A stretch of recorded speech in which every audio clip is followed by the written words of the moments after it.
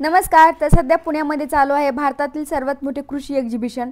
तर हे नक्की कुठे आहे आणि कशाने येणार तुम्ही, किती त्याची फीस आहे, तर पास कुठे काढायचा, कसा काढायचा, ऑनलाईन काढू शकतो की ऑफलाईन काढू शकतो, त्याचा फोटो लागतो का, आणि ते किती ते किती दरम्यान आहे, म्हणजे कोणत्या तारखेपर्यंत आहे, आणि त्याचा वेळ काय एक्झिबिशनचा, असे खूप सारे प्रश्न तुमच्या मनामध्ये असेल. एक्झिबिशन नक्की कशासाठी भरतं किंवा एक्झिबिशनमध्ये नक्की पाहण्यासाठी काय आहे, एक्झिबिशन नक्की कोणी पाहायला पाहिजे, फक्त शेतकऱ्यांनीच पाहायचं की आपणही पाहू शकतो, अशा सगळ्या प्रश्नांची उत्तर आपल्या व्हिडिओमध्ये तुम्हाला आता भेटणार आहेत.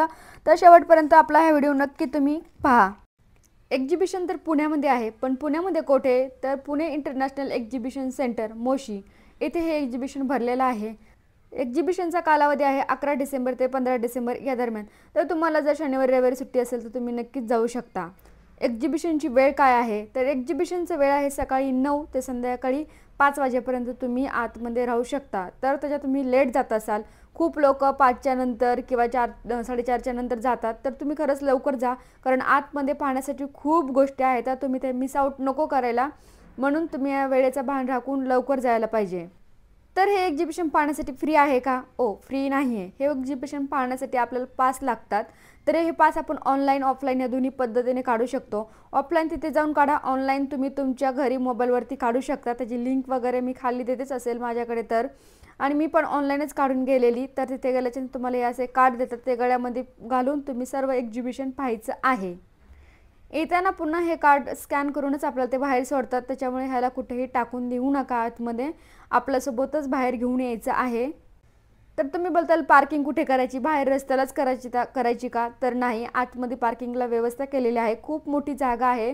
जर कदाचित आतमधली पार्किंग फुल झाली असेल तर रस्त्याच्या साईडला गाड्या लावायचे सांगतात. शनिवारी रविवारी खूप गर्दी असते, तर तुम्हाला आतमध्ये जर एंट्री नसेल तर तुम्ही बाहेर गाड्या लावून सुद्धा आत जाऊ शकता.